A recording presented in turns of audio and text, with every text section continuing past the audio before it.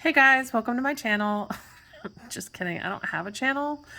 I'm just gonna show you how to do these because I feel like we got a little rushy today in class and I don't want you guys to be completely lost. So I'm gonna upload this to YouTube and so I guess I might have a channel, and then I'm gonna email this to you.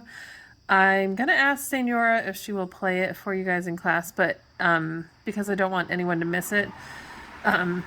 Don't mind the cars going by. Windows are open. Anyway, let's just cut to the chase. I wanted to do at least one more example, and then also it was brought to my attention that the problems in the book are hard. So let's just do a couple, and hopefully you'll get the hang of it. This is me at my dining room table holding my phone, so bear with me.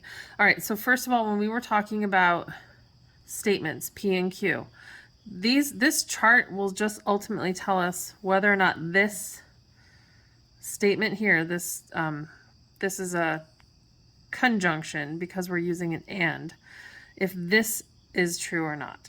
So to do that, we're going to break it down into the pieces. So the first thing we need to do is put all the possibilities of just P and Q. This is just out of your brain. This isn't something that you're going to derive. And all of the possibilities for this are P could be true, well, Q is true, P could be true, and Q false. Those are your two options when P is true. If P happens to be false, Q could either be true or false. The order here doesn't matter. This is just normally how you do it because it's, I don't know. Once you do a couple of these, you'll just be like true, true, false, false, true, false, true, false. All right, so let's look at this piece. This is going to be this part, but we're going to break it down to just this. Remember, this is the negation of P, which is going to be the opposite truth value of whatever P is. So it's literally just the opposite of these things. So here P was true, now it's false, false, true, true. Hopefully that is clear. Now we're going to level up and we're going to combine this with this, and we're combining it using an and.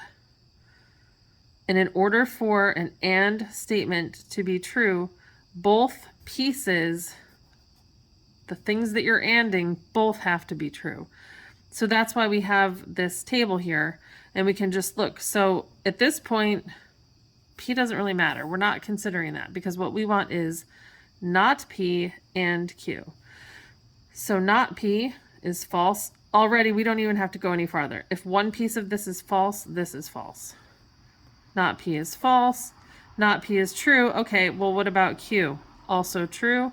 This will be true.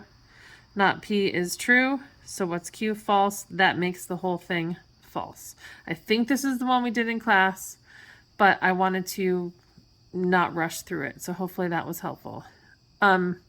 Actually, let's just do this one down here because it's not a conjunction, it's a disjunction. Remember, this one was an and. This one down here is an or. Not P or Q. So when we come down here, we're going to start again with all of our possible combinations. And if you've got two statements, it's always going to look like this. The one in your book, let's see. No, those still also have two.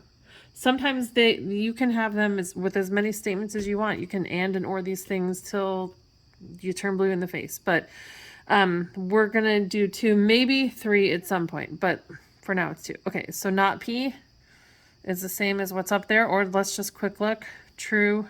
It was true, now it's false. Was true, now it's false. Was false, now it's true. Was false, now it's true.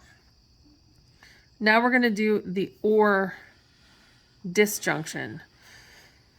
In order for an or statement to be true, either one of these pieces has to be true. So we don't need them both. It's a little less restrictive. We just need this or this to be true, and that'll make the whole thing true.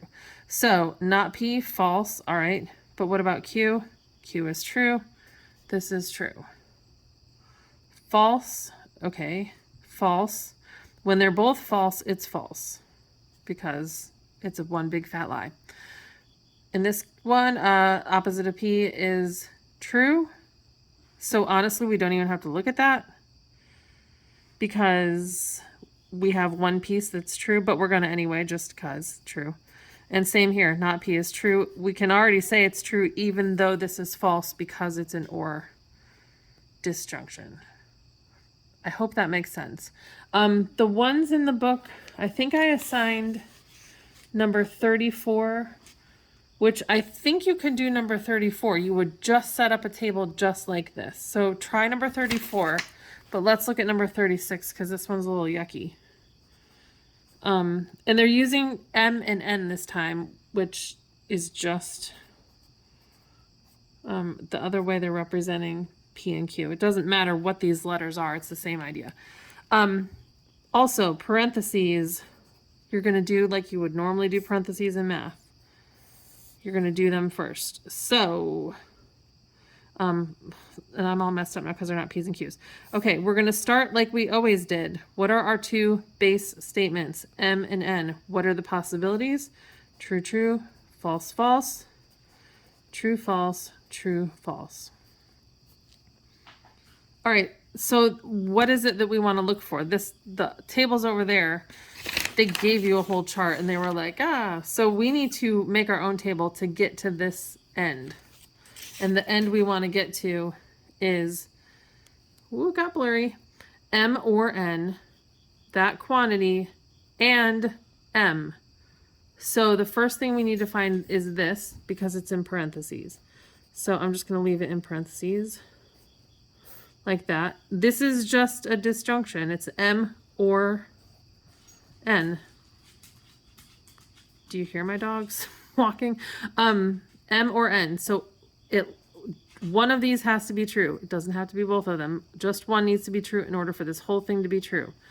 True, true, true. True, doesn't matter. It's true. False, okay, so what's this? True, true, false, false, false. All right, well now we have this piece. This piece is handled. Now we want to combine this piece with this guy. Wow, I'm looking at my phone and it's, oh no, and I already have that. It's over here. So now we don't need this. Just pretend that's not there for now. We are going to do M disjunction and M or N, and we're going to AND that with M. So all we're going to do then is look at this column and this column and AND them together. I hope this is making more sense now, just doing this out on paper. They both have to be true in order for this whole statement to be true.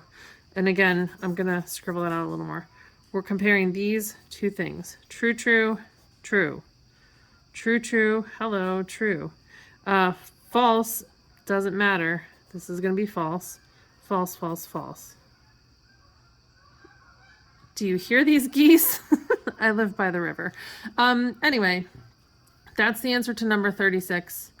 And I hope this is helpful. I will be back tomorrow. If you have questions in the meantime, you can email me. I'm still checking email. I just can't be present at school. So email me if you have questions. Otherwise, I will see you tomorrow, and I hope you guys are having a good day. Bye.